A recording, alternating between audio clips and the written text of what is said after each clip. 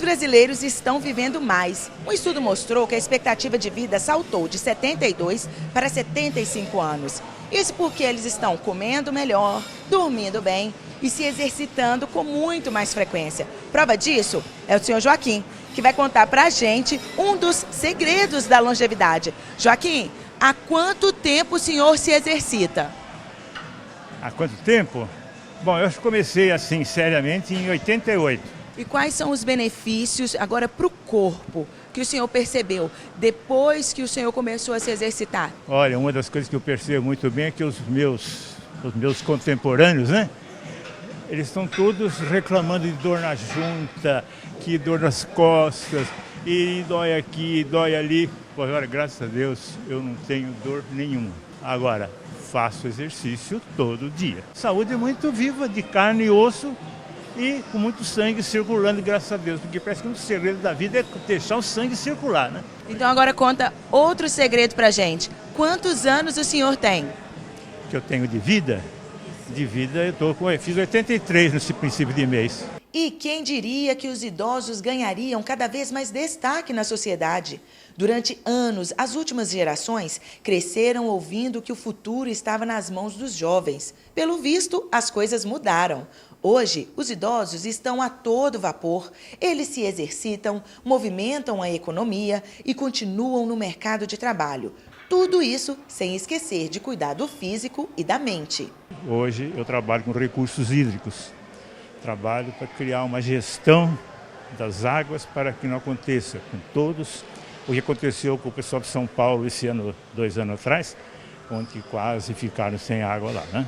O aumento da expectativa de vida está, sim, relacionado ao fato de que a concepção de saúde mudou. Para se ter ideia, na década de 40, o tempo médio de vida dos brasileiros não passava dos 46 anos. Mas parece que de lá para cá houve uma mudança de comportamento e as pessoas têm se esforçado para deixar de lado o sedentarismo e tentado, nas pequenas coisas, criar oportunidades para movimentar o corpo. As avós estão cada vez mais ativas, estão participando de grupos ativos, frequentam aulas, danças, atividades dinâmicas, e por isso está crescendo cada vez mais o público de atividade física para elas. Tem essa opção, vai subir ao elevador 3 vezes por dia, uma das 3 sobe pela escada, é bem bacana sim. O primeiro passo é fazer uma atividade prazerosa. Então, se ele se sentia bem caminhando, se ele se sentia bem jogando um futebol, fazendo alguma atividade que te dava um pouco de prazer, começa por ela.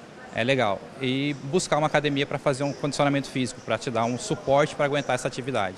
Para o homem, o aumento da longevidade é muito bom, mas para o governo, esse tempo de vida a mais é sinônimo de gastos com a aposentadoria. É que como os brasileiros estão envelhecendo de maneira saudável, o período de recebimento desse benefício se estende, o que representa um impacto nos cofres públicos. Talvez você deve estar se perguntando o que isso tem a ver com a economia.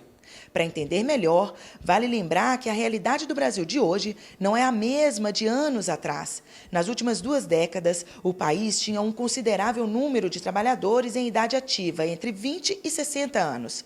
Esse foi um bom período para a Previdência Social, pois gerou um alto desenvolvimento na economia. Mas os anos passaram e esses trabalhadores que influenciaram no crescimento do país envelheceram. E, como consequência, aumentou o número de pessoas que recebem a aposentadoria e diminuiu o número de contribuintes do INSS. Consequentemente, isso dificulta a gestão das contas previdenciárias. Gestão essa que está complicado hoje em função de uma ausência de planejamento por parte dos gestores da Previdência. Porque há 40 anos atrás no Brasil, isso era muito claro dessa transição demográfica. Ou seja, as mulheres brasileiras na década de 60 tinham em média de 5 a 6 filhos. E as mulheres de hoje têm em média de 1 a 2 filhos. 1,7, que é a média geral. Então, qual o resultado disso?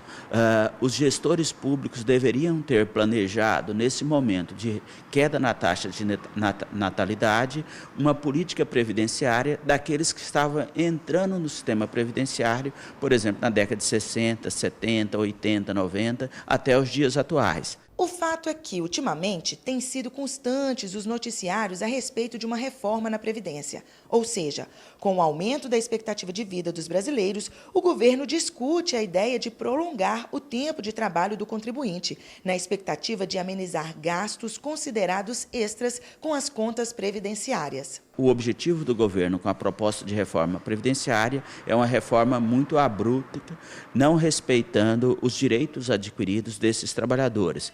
Então, o governo atual, sob a liderança do Ministério da Economia, tem colocado que expectativa de direito é diferente de direito adquirido. O que significa isso?